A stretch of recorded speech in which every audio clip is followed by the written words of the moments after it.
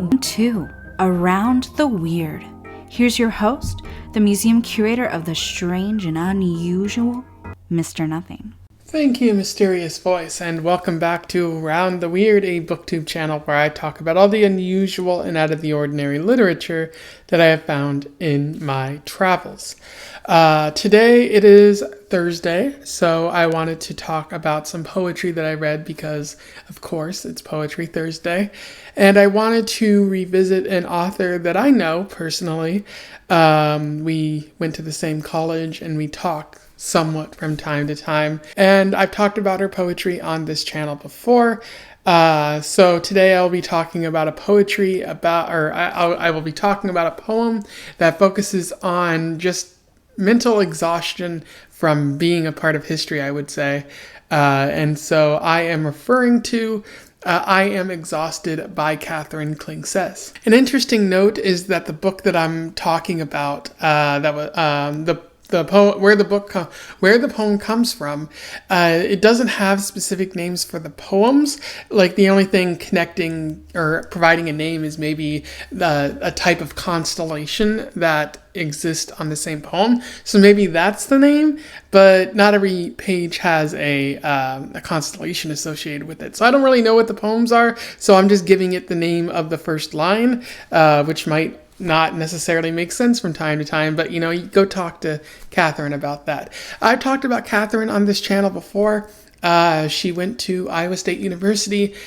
She did journalism for a period of time, and now she is doing other things. She has written 3 books of poetry.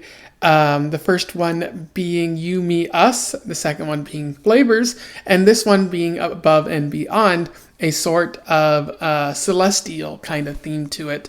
All 3 of her books are interesting in that they're divided into multiple sections, which I think is pretty cool.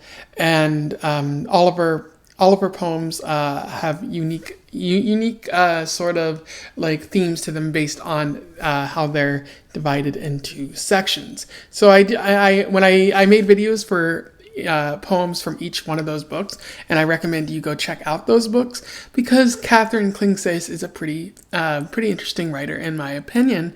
So without further ado, let's talk about I Am Exhausted.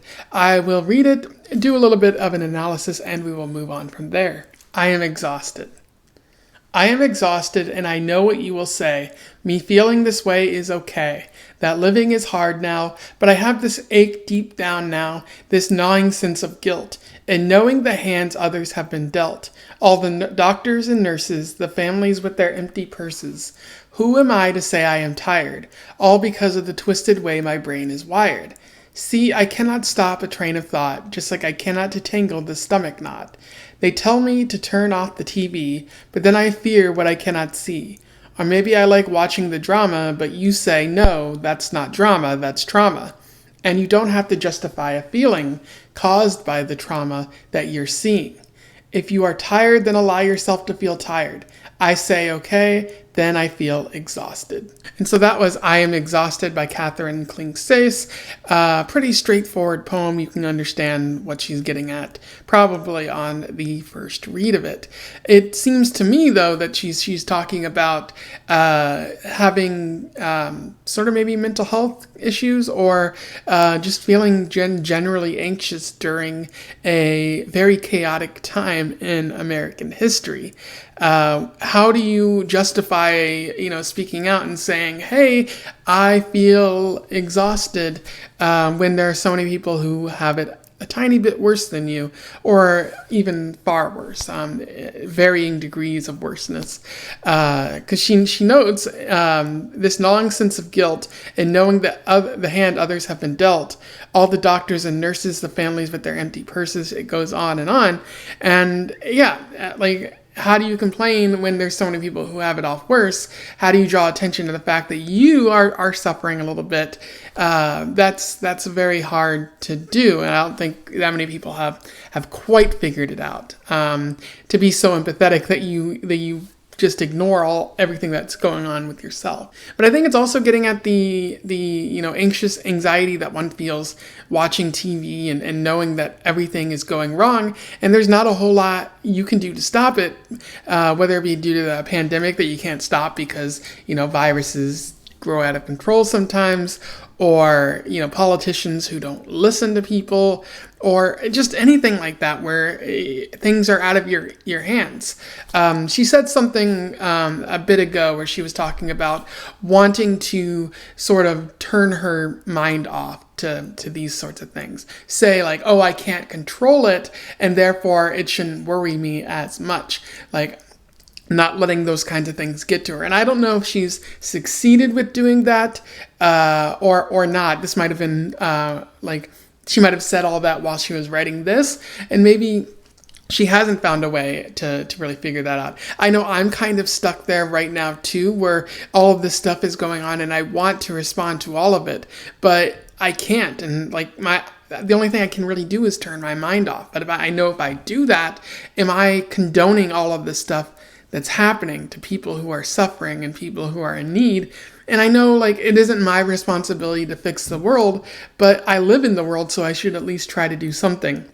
And I think that might be what Katherine is really getting at. So yeah, I really enjoyed this poem, but it's surprisingly dark. I've noticed from You, Me, Us all the way over to Above and Beyond, her books of poetry have gotten a little bit darker, especially the third half of this, or the final third of this collection is filled with poems that are make me want to reach out and say are you okay? I haven't done that because terrible person, but it's very dark and sad to read these kinds of poems and know that someone is going through all of this. But, she's not alone. There's a whole bunch of other people who are feeling probably these exact same emotions. And I think that's why I like this, is because it really gets at the feeling of the moment. I've read a lot of poetry from the 50s and from the 1800s and whatnot.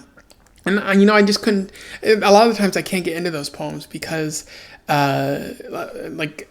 maybe I didn't live in that moment, so I couldn't understand what the author was going through exactly. And, a lot of poetry from that time is great, don't get me wrong. But I guess Katherine's poetry is very interesting because I live in the same time period as her, watching the same stuff that she is watching on TV and feeling some of the same things that she's going through. And it's wow, this is interesting to see poetry develop in real time with historical current events, stuff like that. And it's something that I haven't really seen with very many other authors, especially because I guess I don't read as many current poems, current poets, they're a couple years back. And even if I do, some of the poets who are writing now don't necessarily talk about current events, because that could make your poetry kind of dated. Of course, the way Katherine talks about her poetry, it's it feels like this is every historical moment could be kind of chaotic, and living through it could be kind of stressful. So maybe this gets at a sort of timeless feeling of anxiety and worry, wondering if you're contributing anything of value, and also wondering if you should even speak out about some of the things you're going through. So anyways, those were my thoughts on I Am Exhausted by Katherine Klingseis, a pretty wonderful poem by a pretty wonderful person. I definitely recommend that you go out and read this. Read her other collections if you haven't done so already. I can't wait to see more of what she writes, if she releases more poetry, if she actually releases maybe short stories or books. I look forward to seeing what else she does in the future. If you've read her poems before, or you simply have something to say about my review, do so in the comments below. I would love to hear from you. Otherwise, don't forget to like, share, and subscribe so that more people can find out about Katherine Klingseis. And until then, I wish you the best of luck in your weird and exhausted travels. Farewell.